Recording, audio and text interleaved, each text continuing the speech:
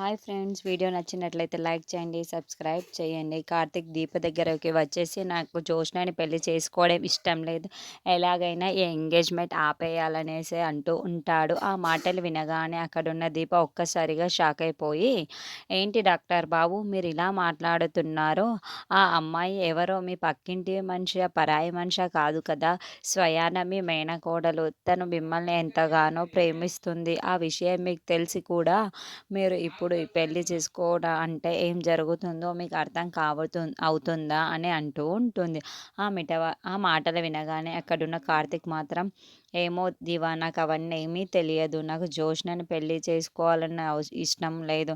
తనని నేను ఎప్పుడు ఆ రకంగా చూడలేను అని చెప్తూ ఉంటాడు. ఆ మాటలు వినగానే అక్కడున్న దీప మాత్రం, ఏంటి డాక్టర్ బాబు మీరు ఇలా మాట్లాడుతున్నారు? అంటే మీరు ఎవరినైనా పెళ్లి చేసుకున్నారా? లేదంటే ఎవరినైనా లవ్ చేశారా? లేకపోతే ఎవరినైనా పెళ్లి చేసుకుంటానని మాట ఇచ్చారా? అని అడుగుతూ ఉంటుంది.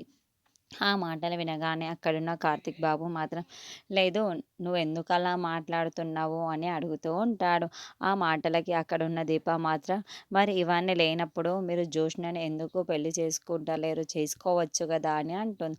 మీరు ఇప్పుడు కానీ ఈ జోష్నని చేసుకోకపోతే మీరు మూడో తప్పు చేసిన వాళ్ళు అవుతారు అని అంటూ ఉంటుంది. ఆ మాటలు వినగానే అక్కడున్న కార్తిక్ మాత్రం, ఏంటి దీప ఇలా మాట్లాడుతున్నావు అని అడుగుతూ ఉంటాడు.